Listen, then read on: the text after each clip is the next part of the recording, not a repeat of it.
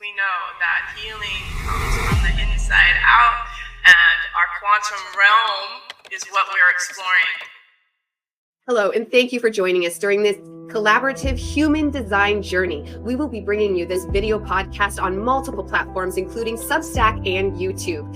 I'm Diana Marie from Transcending Ascension, here joined with... And I'm Todd Rowan with Living Our Human Design. I am a manifesting generator. Manifesting generators are like racehorses that need this focused guidance. I'm a 6-3 profile. I have 2 open centers, the root center and the emotional center.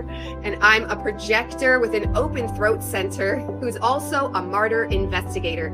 So this brings me great joy to find out our human design information and how we can build ourselves a better selves using this amazing map that's been gifted to us from the universe. Oh my gosh, I'm so excited. I know that you will enjoy all of our content. I hope you will enjoy being here with us because we are truly enjoying putting this together for you. Hello, and thank you again for joining us on this human design collaboration between Todd Rowan of toddrowan.com, a human design expert, and myself, Diana Marie from Transcending Ascension. Today, we're going to break down deeper a topic we've touched on many times, and that's projectors. And today, we want to bring to light projectors, mental illness, and addiction, and the correlation between them all. How are you doing today, Todd? Oh, excellent. Thank you for having consistent, reliable weekly shows with me. I am blessed to have a projector who is helping to guide the energy. And this is an incredible topic. It's dear to my heart. My 2 daughters and my son, 3 children, are all projectors, as well as 2 grandchildren. I have 3 total grandchildren, and out of the 3 of them, 2 are projectors. So absolutely a hot topic for me because generators and projectors are just this beautiful match made in heaven. And that's why we are, partners doing what we do, because you're the projector who's helping to guide this manifesting generator design that I have. So yes, thank you. Yes, that is interesting that we both actually have such a deep correlation with projectors, because I am a projector, but then my parents were projectors. My sister and my brother are projectors. My best friend's a projector, and my son's a projector. So I'm just surrounded in the world of projectors myself.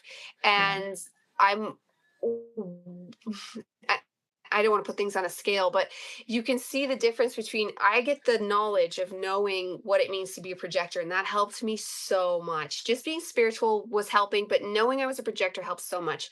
But there's so many other people that are just learning about human design, and they struggle in life, and they don't know if they just learned what a projector is and what it means, they could start to navigate their lives with more wisdom and better productivity for what suits them best. So would you want to enlighten the audience on why a projector has a hard time, why they have less energy, and why they have thoughts that other people don't understand that leaves them usually pretty ostracized in a standard society? Yeah, two-part question. I love this. That first part about the energy of the projector, fabulous. It reminded me of just recently seeing a post on Instagram where a projector is posting, "Human design saved my life," so dramatic, because knowing this knowledge can give you such a strategy and authority for your specific design as a projector, which will protect you and heal you and help the navigation of how projectors interact with the majority of the planet. 70% of the planet are generators. And so you can't speak about projectors unless you know what a generator is. So let me just share with you what a generator body design has that a projector doesn't have. It is a sacral center. This sacral center is our battery. It's our generative fuel. It runs the planet. You wake up a generator, Ra Uru said, who's the founder of human design, you wake up a generator and you heal the planet. because then the energy on the planet is in satisfaction, in ease and flow. And every magnetic interaction that you have is for you, coming to you, for you, in your correct geometry. This is what human design is about, living your truth so that you can align with the right people, places, and things. So think about that generative force. If that generative force is not in the projector, it is getting amplified. So it's a mirror. It's that mirror concept. So the generator has this battery that grows, creates, it's fertile. And then the projector is taking that in, like one person at a time, taking that fuel into their body as a mirror and amplifying that mirror. And so, yes, they have energy. They have a lot of energy. In fact, the keynote to a projector is not knowing when enough is enough. Why? Because they're amplifying the battery, right? And so then the battery leaves your generator partner or your classroom that you're sitting in. You go home and you get a sacral hangover. This is a great term that my other projector partner talks about a lot. She goes, "Oh, I realize what it is. I was around 300 people at the play or the concert." And all of a sudden she goes home and she's like, "I'm not feeling well." And if you're self-aware as a projector, you realize that you're decluttering or deconditioning that sacral that was bombarded by all of that fuel. And so it's clearing out, and then you start all over again. So you fill up, clear out, come back in, and this energy is you, but it's inconsistent energy. Comes in, gets amplified, goes out. So what does that mean for this beautiful projector aura? It means that this aura is here to be the guide of energy, because you know it so well. You're bringing it in your body. You're amplifying it in such a big way that you can taste it, you can feel it. You know the nuances of it. Is it running in frustration or stuckness, or is it running in ease and flow? And so then it comes to the next part of your question was well, what do they do about this? How do they mentally wrap their minds around this deconditioning process of too much energy and sacral hangover, and then also be the teacher and the guide of the energy? It's it's such a duality with this pulse of fuel that runs our entire planet. It's a big deal. Yeah. And so, yeah, Yes. what are your thoughts on all of that? Is there anything that I missed that you can fill in on the energetic part of it? That pretty much nailed it. And when you say there, the guide that needs to be taken care of reminds me of the olden day shaman.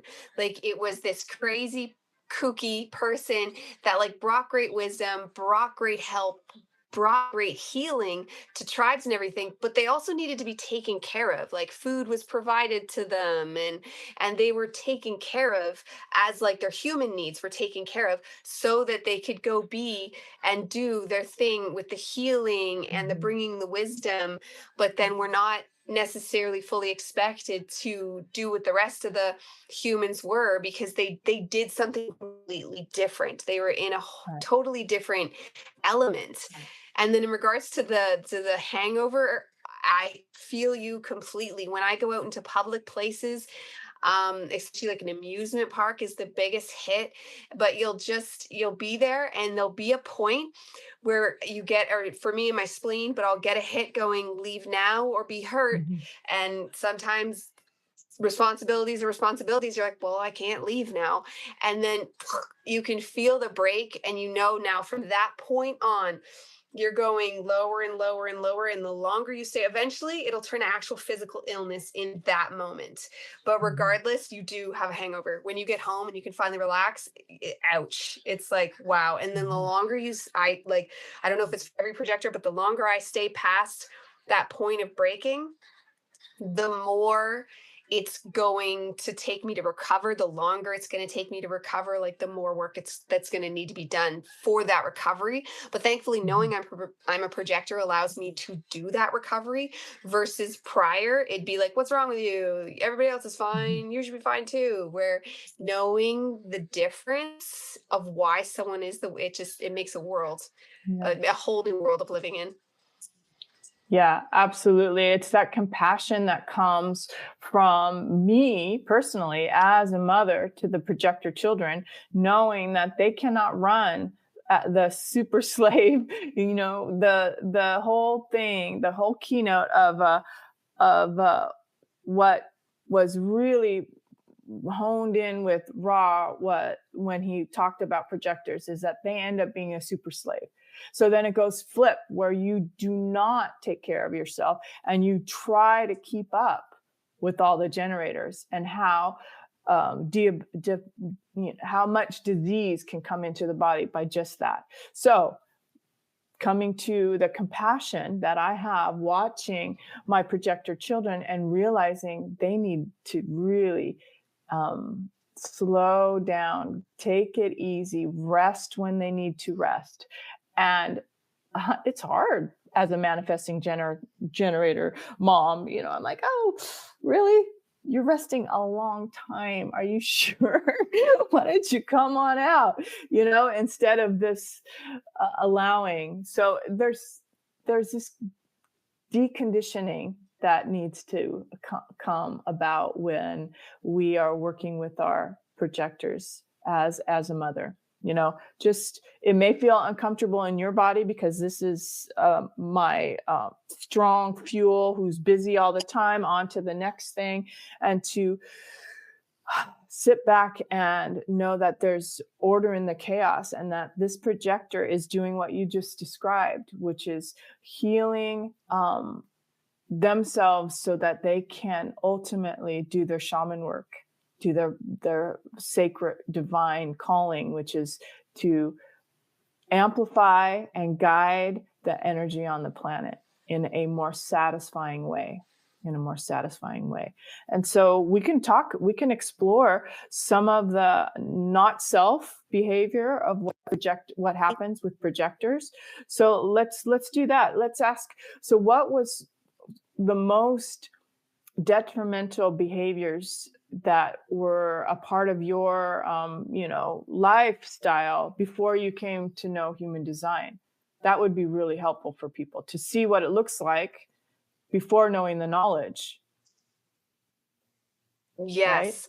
Yeah, well, it's for me personally, because I've seen it play out a little differently with everybody I know. They all have their thing. Everyone has a crutch that gets them through to moment, and it can be a bunch of crutches. So for me, predominantly, it was Red Bull. I would use Red Bull to just power through, power through, power through. Like before I had children, I was a full-time working person my whole 20s. And even in my teenage years, I worked full-time when I was in grade 12. Like work, work, work, get the money. And that's just the way society is. I mean, that caused a lot of bitterness too, because a lot of people my age stayed at home, but I was raised to not do that, so I didn't. I moved out right away. When I was done high school, I went to school. It's just the way it was in my family. It's not like it was bad blood. I moved to Toronto. I was living the life. I was living with my other friend that was going to be a journalist, and we were working. We were both writing books, and she was just always go, go, go, go, go. And I just noticed that's when I first started. I was just, but aren't we chilling today? Like, aren't we relaxing today? And it was like, go, go, go, go, go. And I got introduced to Red Bull in college, and then I just started. And I remember even having bosses at work being like, maybe you wouldn't call in sick so much if you didn't drink this stuff. And it was like, I wouldn't be here if I didn't drink this stuff. So Mhm. and I knew it was dangerous because right from the get-go I did a project on it in journalism school that it was toxic. So I knew it was toxic. So that was always knowingly betraying myself right there. and Right. then never feeling good enough. So I'd still push myself to do all this work and learning because I'm obsessed with learning. Even back then, I've always been a learner. So I'd be working and learning and writing, and just it would never be enough. It would always equal nothing because it was it was all in avenues that was not for me, especially in my early 20s when I wasn't even aiming at spirituality. But luckily in my mid 20s I actually had a spiritual awakening when I was 18, but I talked myself out of it. But by my mid 20s, I really was like, it was do or die because my depression and anxiety had gotten so much just because I'd been trying the grind of the real world. But then finally I Mhm. was like, enough is enough. And then it started slowly with herbs and this and that and the other. And it all started to help though. It did start to help, but I'd gotten myself so low that it took many, many, many years. But Right. then once I found out about being a projector, which was only a couple years ago now, it's not that long ago in the big Right. scheme of this whole journey, it just wow. Because knowing I was a star seed and an empath kind of helped because you see some similar symptoms in the empath star seed. So that helped a little. But projector was the main thing. So I was like, okay, I have no energy of my own. And I know we take other people's energy. And then that also explained why in my family of projectors, there's one sister that's a manifesting generator. And at Mm. one point or younger, we were best friends, but she pretty much had cut us all out. And now I see why. It's like we were all feeding on her. She was in this family of six, the one and Mm. only generator, getting feasted upon basically by the rest of the projectors. And we all loved her. She was each and every one of our favorites, like in the family. But then she Wow. was, I guess, overwhelmed and exhausted by us. So, and then I've tried to tell her that, like, that's why. And she doesn't believe it. So that's okay, but it helps me now knowing. And my husband's a generator, and just I'm like, this is why, because he used to accuse me of being codependent and never doing anything with him and always needing him for everything. And then that was like, this is why I actually do need your energy. And even my daughter now, I'm like getting her trained to, cause she's a generator, and I'm like, come on, sweetie, because she's 8 and she should be cleaning on her own, but she's not. But rather than continuously get on that, because as a projector, you should start to train your children, especially. I mean, you should have disciplined children, and not disciplined, but like responsible children anyways, but especially if you're a projector. But what I've done is I just make her come with me. I'm like, just be with me while I clean, Mhm. just Oh, to help that absolutely. I energy love be that. facilitated, because Yeah. it'll take you any way you can in a harmonious way to get that energy to just live life is going to just allow you to be more happy. Like the life can even end up being the same, but it's now more imbalanced, more coherent, more like you're not playing catch up all the time. Like you're actually doing what you do and then you're satisfied.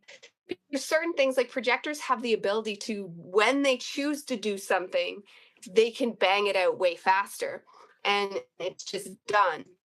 Whatever the item is, like writing a book, cleaning a closet, anything, we have the Mhm. ability to just zone in and it's done. And then Right. we can relax for the rest of the day and be happy with ourselves. So there's just so many things that keep a projector down. And then I watched my parents. They weren't full blown alcoholics, but my mom was never happy unless she was drinking. And so they worked, they were good, normal people, but she was just go go go go getting it done. She was blessed herself with being successful. That's, I think, where that naturally was in me. And she worked, but then she was never happy or relaxed until she started drinking. And that was almost my true mom, was the drinking version of my mom, because she was a sweetie. She didn't like, she was an okay like drinking person.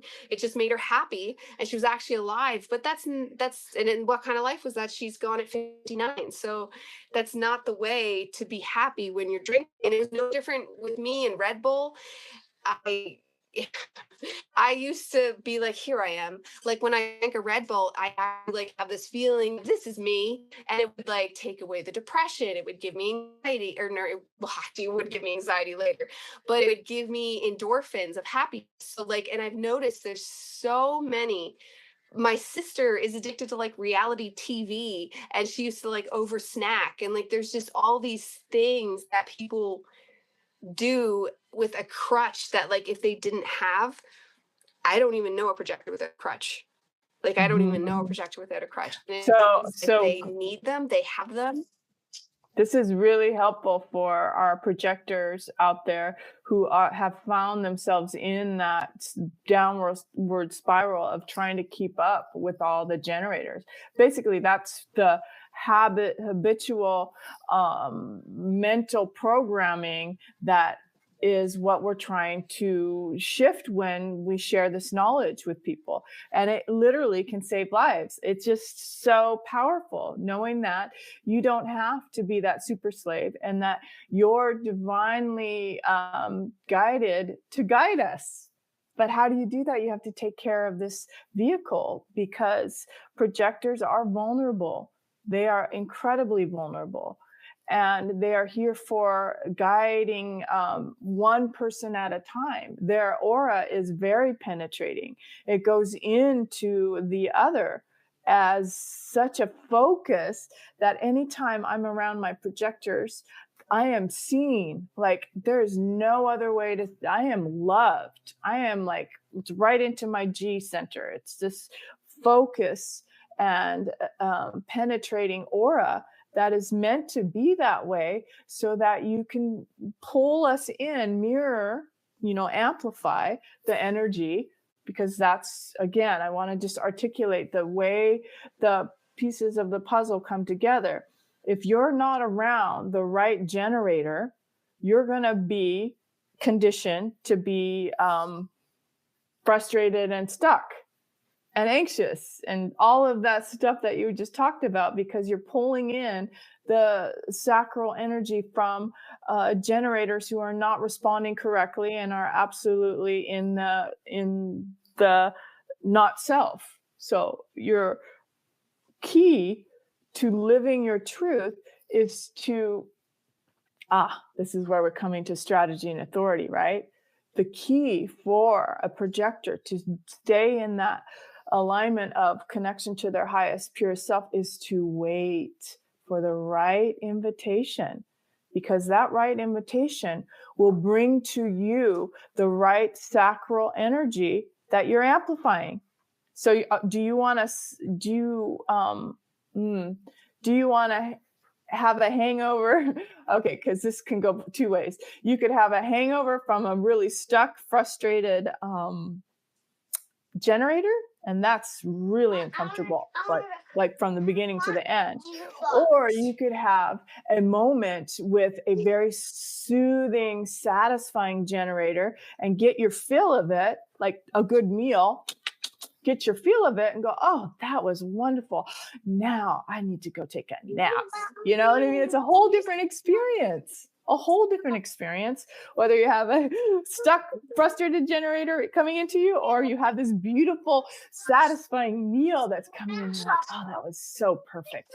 And now I can go really take a nap, So it's about frequency. It's about energy. It's about pulling in the right people, places, and things to you by waiting for the correct generator to invite you into their powerful generative force.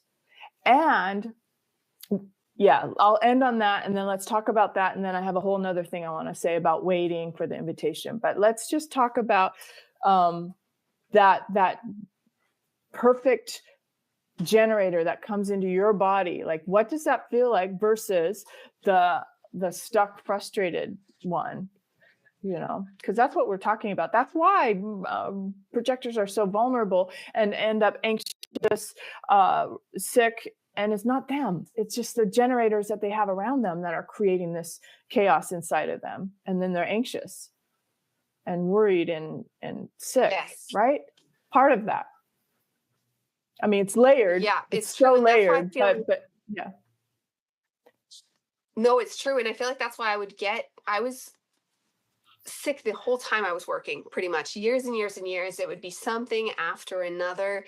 And I was going to the doctors, and that's back when I still made a Like that's when my distrust of pharmaceuticals came into play. But like I even tried medication at one point early on, and like so many things, because working would cause headaches, stomach aches, actual just overall body pain, which they end up calling fibromyalgia.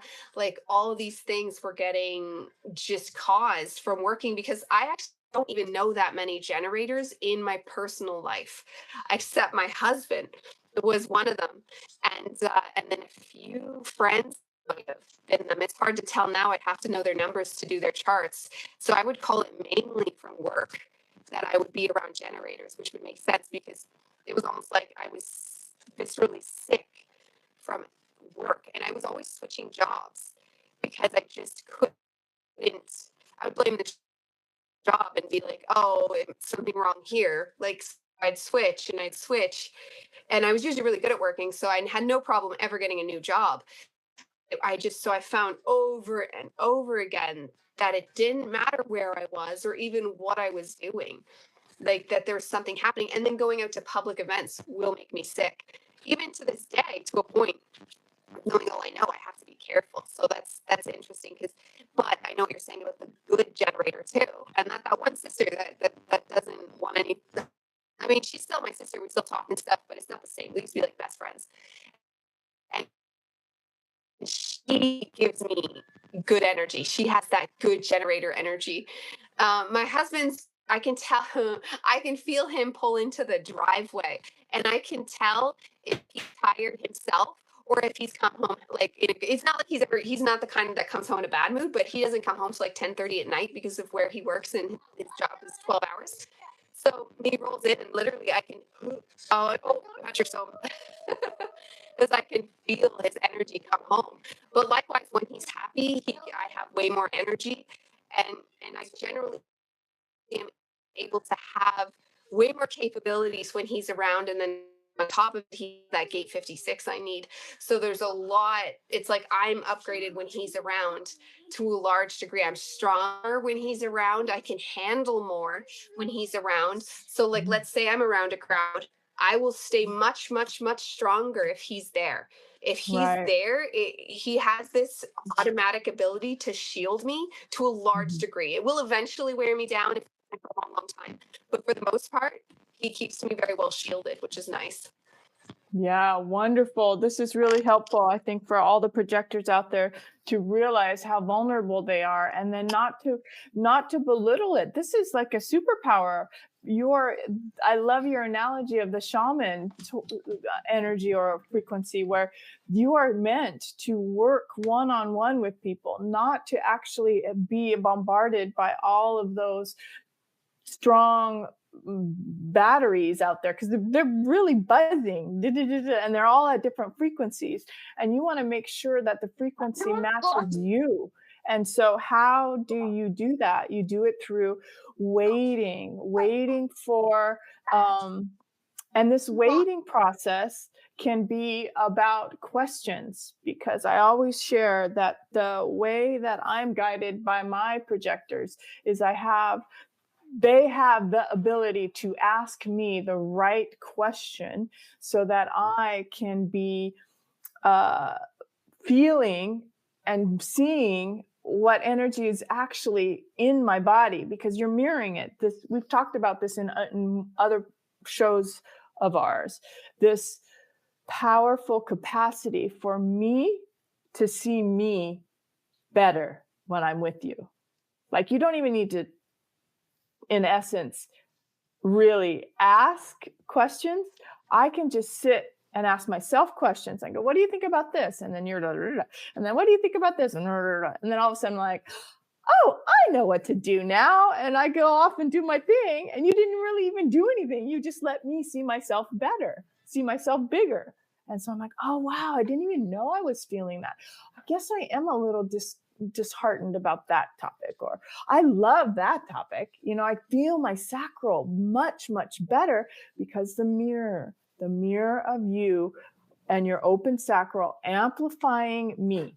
Okay, so that's, first of all, really key to understand, because then it comes to that, why must I, as a projector, be a wallflower and sit and not do anything without an invitation. I get a lot of bitter projectors sharing this, I am not that projector that's going to sit back and wait. I am going to make things happen. I'm going to move forward and do and all of this mind stuff, thinking that thinking like society and that we have to make things happen. But from the story that I just shared, you are so attractive. You are so focused on the other that if you just be yourself and wait for the right generators, you'll get so many correct invitations. Doesn't mean stop doing what you're doing, like what you're doing, Diana. You're out there. You're sharing what you know. And of course, people are going to come and interact, and then you'll get invitations that are correct for you. So yeah, it's really something to explore, how each projector has a way of waiting correctly for their inner authority and their invitations, and not to get lost in the mind, but to really pay attention to the energetics in your body and trust that you are absolutely attractive and that you are here to just sit, and all of a sudden you're going to have somebody sit next to you and say, "Hey, can I talk to you? I have this idea." It literally is like that, if you're paying attention. Oh yeah, I've had that happen in public. Yeah, share Yes. that so other projectors can understand that if they start this experiment with human design, that it's true. You will get your invitations without trying. Yes. Yeah, it's true. It's a bit of both, especially on social media. So I feel like, and I've learned this, I didn't make it up. There's a really good book on empowered projectors, and I can't remember the author. The cover's blue. And it teaches about strategies of creating an environment to create an invitation. And so that's actually really easy nowadays with social media. So I'm on social media. I'm on Twitter is actually the best place to just put yourself out there, because the thing is, like, yes, the universe can do stuff for you, but we all try to manifest, and most people try to manifest without doing any actions. So by going on social media and putting yourself out there, just your thoughts, your projections, your insights into your area of expertise of what, because it doesn't have to be spirituality. Projectors can have, my dad's projection was cars. He was a car guy, and he was the car guy. They had him work the crew at the racetrack, like he was, or lead the crew thing at the racetrack. Like he did so many things, but all in the car world. He was the king of the car world. And then my mom too was the king of her arena. And then, so for me, it's spirituality, but it could be anything for whatever your thing is. So you just need a way to put that out there of, this is who I am and what I'm doing. And then it just sends out a beacon to the universe. Like, I've had people ask me to write books with them, and I've had so many people come to me for advice and come to me for healing, and even randomly out in public. This is even people that know me on social media. I've been out just trying to buy a washing machine and had people spill their life stories repeatedly, and then just looking for guidance and support, and I'm just there giving it to them. But it's funny, and I'm always like in my head going like, you must, because I didn't tell you what I do, that you don't even know I do this. Like, this is what I do for a living. And these people are just, so I just walk around with a natural therapeutic energy, I guess. People just spill their guts, their hardships. And it's not in that whiny way that some people can always do. It's in a deep, this is my life story way, and they just want that being seen experience that the projector does, that like seeing to your soul thing. That's real, and we do feel it, and we have, I know I do, and I've seen it in my sister and like my parents. People are always coming to them for wisdom, help. They were like a pinnacle of our community, and even my brother, people worship my brother, also a Leo, so he's extra worshiping, like he's seen as such a hero figure. but it's just a natural aura and a natural ability. And then I think if we get to a place of honoring that and letting that be what it is, like just letting that be, like we were talking earlier, even me with my open throat, because none of them have open throats. I would love to see what it would mean for me with an open throat. Like, where is that place specifically with that? Because an open throat, it's like an open world. It's like an open realm of where one can be. And that, I think, in itself is where it lies. And that's the ability to perceive so different layers and to bring them all together into what this could mean. It's all just kind of like a teaching go, feeling right through situations. Is there a question? So there's a question in that open throat as a projector. Do you want to touch on that topic a little bit? Because it is fascinating to me as well. I love that you brought that up. So rephrase the question again, so maybe I can respond. I would just like to, I feel that everybody has a purpose and a highest purpose. And I would love to know what I could do at the highest, because this open throat is such a big situation in my life because of being what I started in journalism. Hello. So I have this calling to bring a message forth. The open throat makes, and I always know what I'm saying. The thing, because the way my mind works, I got it. Throat is, I always know what I got it. I got it now. Thank you for that. And so it's about frequency. We know this. And what the open throat conditioning does is it has so much pressure to think that it needs to relieve that pressure for, in your case, humanity, humankind, right? You have this broad openness that pushes this out. But the frequency of just sitting and waiting as a projector in your definition, okay, in your projector splenic authority, and really sensing that not just some of the time, all of the time. It's embodiment in the body. And it's the keynote of, and I'm getting a little bit of stomach resistance here because it's hard. This is not only your conditioning. This is all projectors who have open throats. Okay. We're speaking to them right now. Very specific. They are here for the other. First of all, they want to focus on the other. It's really important for them to share with the other. But what is the most important thing? It's that inner calm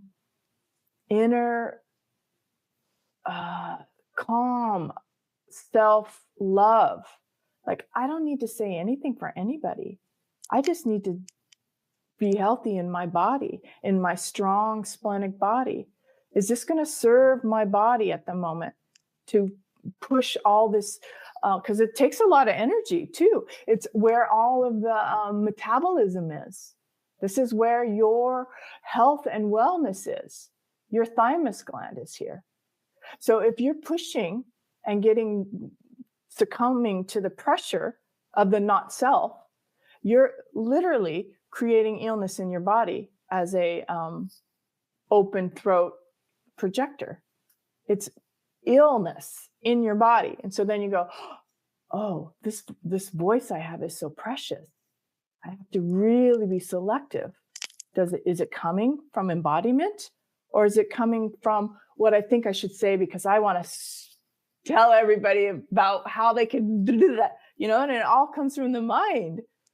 Whereas really, you are top priority. If that energy is not coming from your spleen, it's going to make you ill because it's the thyroid, it's the thymus. Being pure and so focused with that inner body awareness so that what comes out of your mouth will impact us in such a, we'll just go, oh, whoa, that was amazing. Because you'll heal us that way. Otherwise, it's just air and floating around and has no meaning. and it will make you personally ill in your body. Does that make sense? I have had a history of illness a whole, like, from birth. Yeah. So that's definitely Yeah. correlation there. Yeah. It's Yeah. it's hard. It's scary. It's which is transcending hard dimensions. because yes, because when the hits come in for something to say, it's a hit. And that's the problem with the spleen. It is a hit. And then is it a splenic hit? Because I wish I could, but I don't actually feel a tickle in my spleen. I don't feel when I get a hit that's an intuitive hit, it's not in my lower body. Like, it's not, I don't feel it. I don't have I only yeah, that's the thing. When a thought comes in, I feel it in my heart. That's like where I actually feel my intuition is in my heart. Mhm. So Right, and we've talked about that. Your inner authority is splenic, but it goes right to your G center. So of course you're going to feel it that way. That's your splenic. It starts at the spleen, but it goes to the heart, and then yes, your heart resonates with that for sure.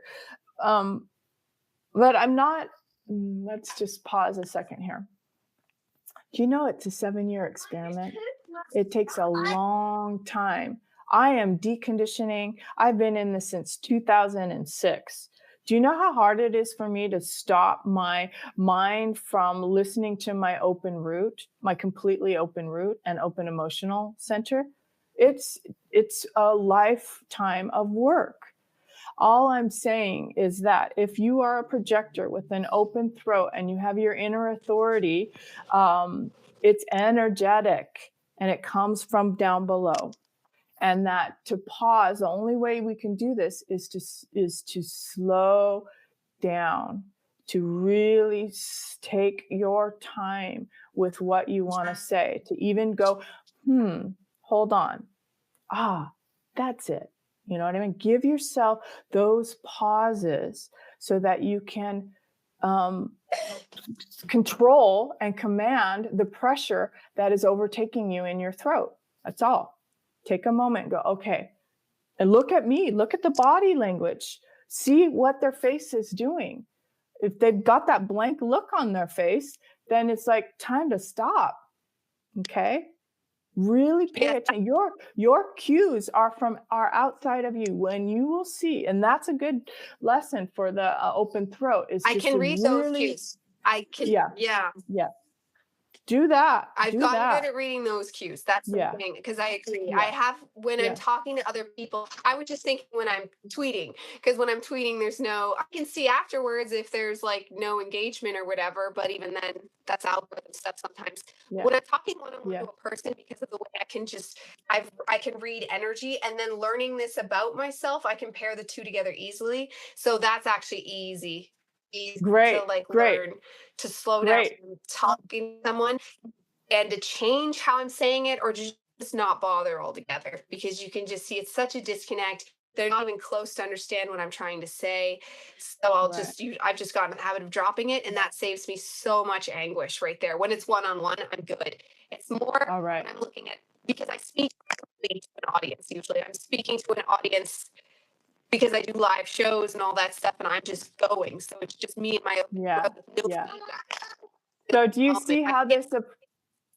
see how this applies to waiting for the invitation then? It's the same. It's waiting for the invitation, and it's energetic. So just that in interplay of watching their face and noticing whether that energetic invitation is on the face, because it's really not necessarily in words. The words don't need to be formally invited, right? You can watch body language and go, oh, that's a generator who is open, and I am getting invited into their energy, right?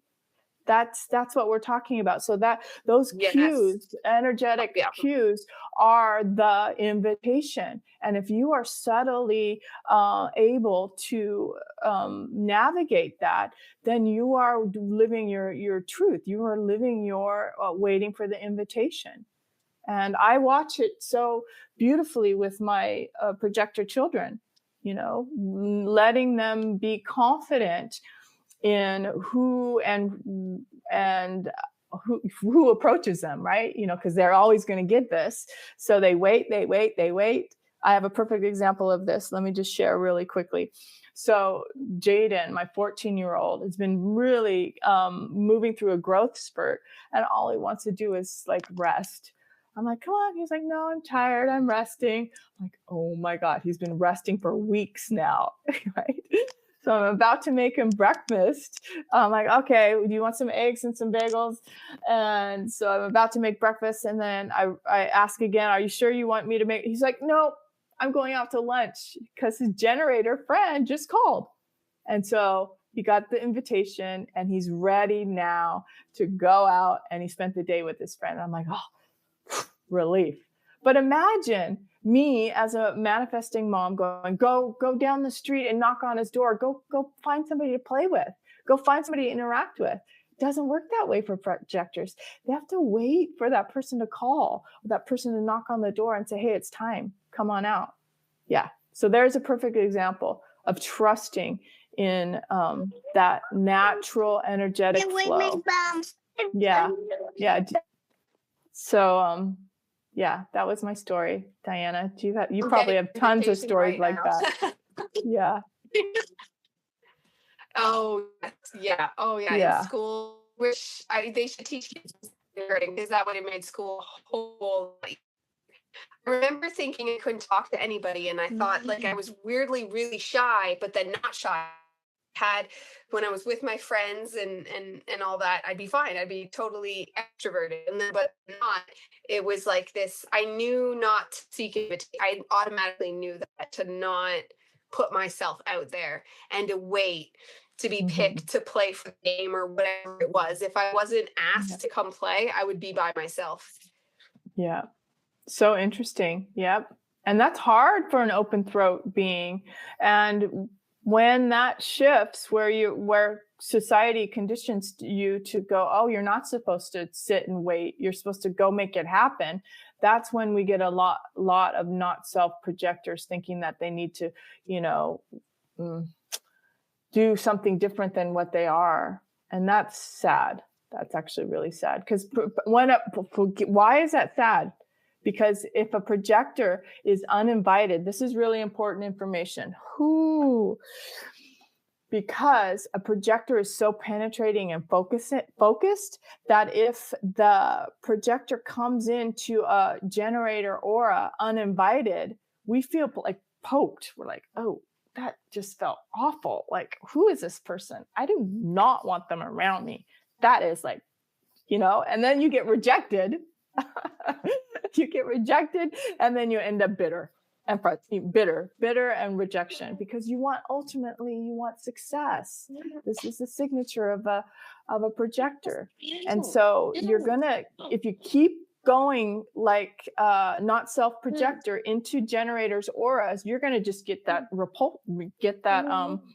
that rejection over and over again. So you wait like you did as a child, and like I see my children doing, and encouraging that. Oh, wow, I celebrate the fact that you waited, and look at how perfect that worked out. Oh, so perfect. Waiting is not hard. It's beautiful.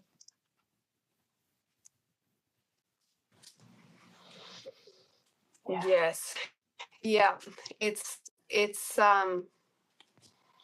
there's something to be said there about the fact, though, if the world's awakening and 70% of the people knew this information, could not hypothetically the generator learn to be more accommodating to a projector?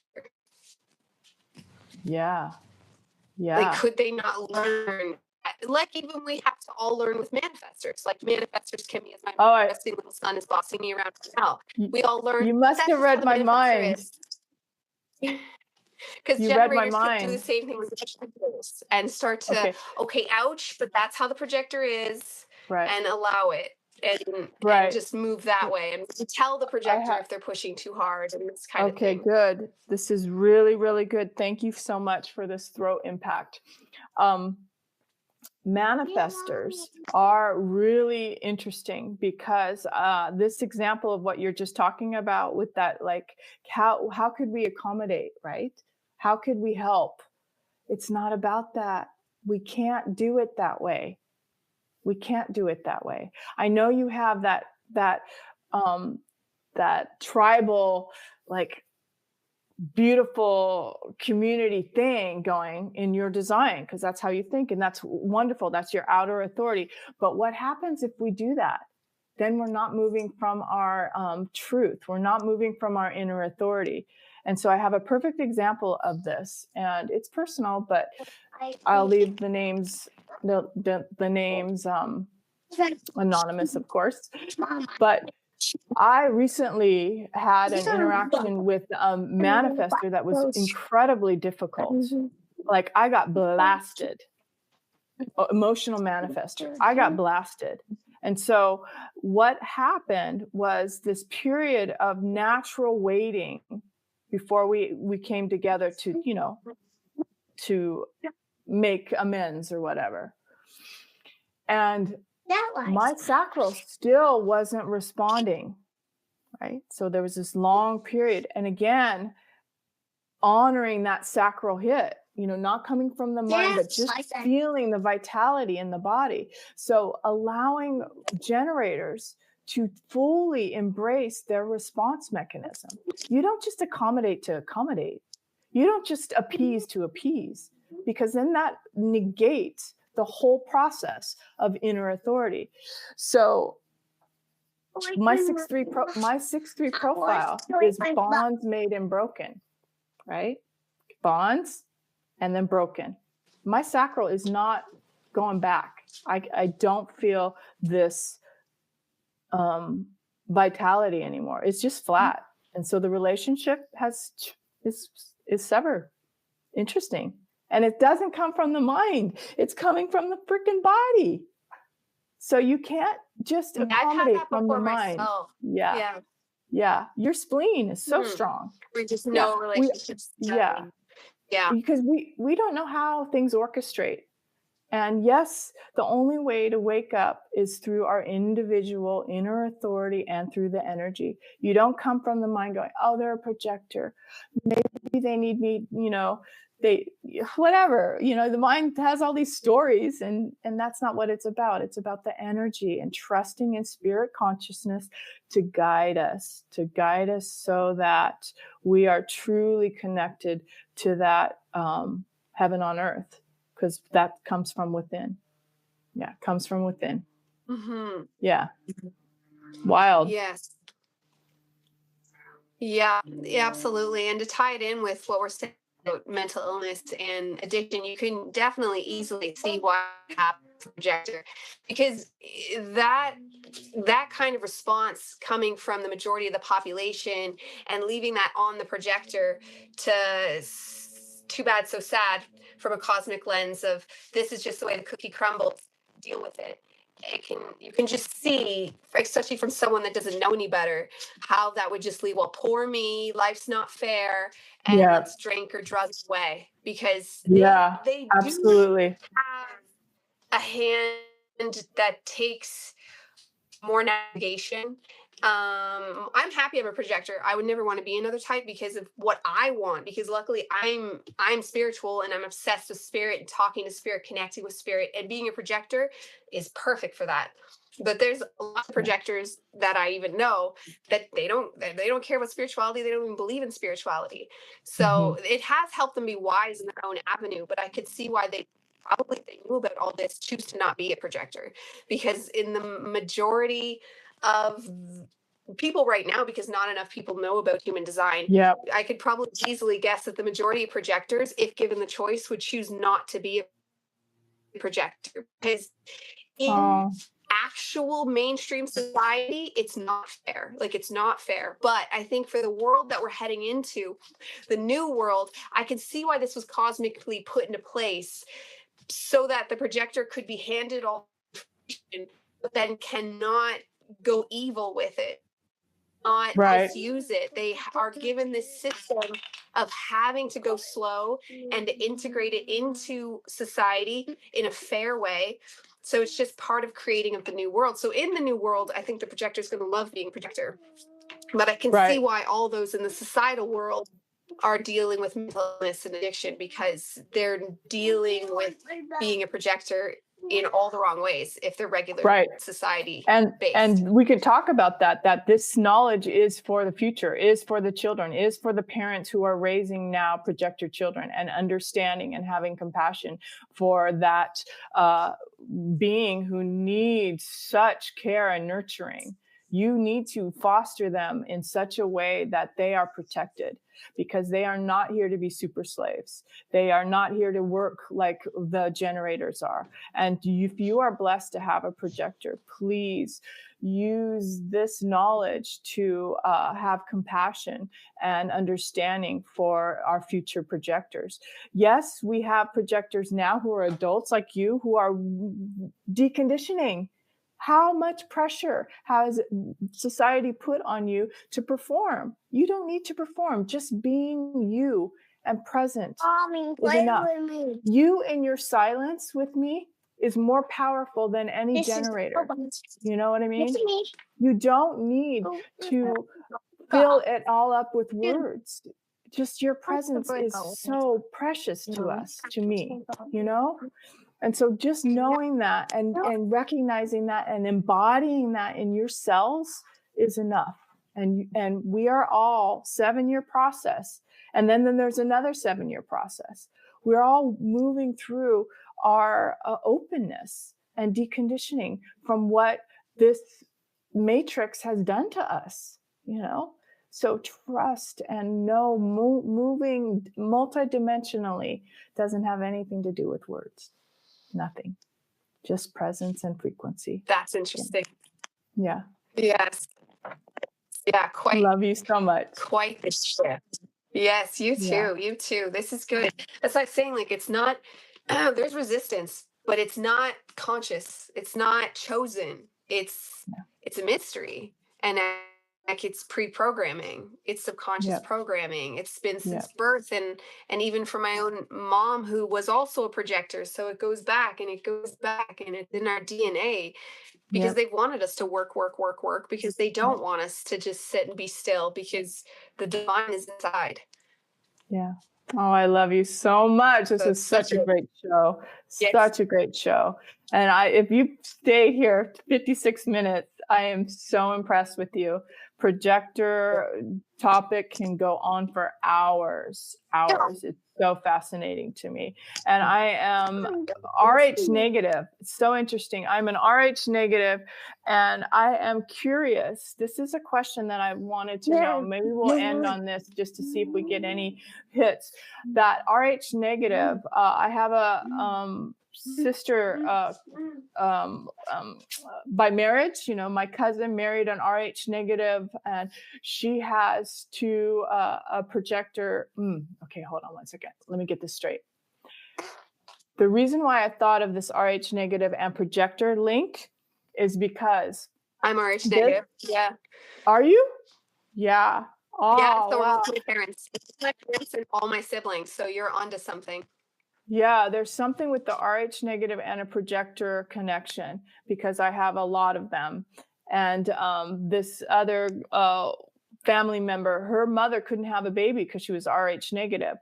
And then finally the miracle child comes, and she's a projector. I'm like, oh, wow. Maybe the projector and the RH negative is like different. It's different blood or whatever. Anyway, so I just thought that was fascinating. It might be because something RH research. negative has, it has something magic base. They try to talk about the evil line being RH negative, and some conspiracy. I'm like, I'm not evil. Yeah, exactly. Anyways, that's a whole nother topic. It might be fun for one of our shows. So yeah, I just wanted to say that there is a divine connection with projectors for me, obviously, because I have so many, and you have them so many in your life as well. So yeah, it's fascinating. All right, are we satisfied? Definitely. Perfect. Well, 100%. And I hope the audience was as well. As always, ask us questions if you have any. And thank you so much for being with us here today on our human design collaboration. Yeah.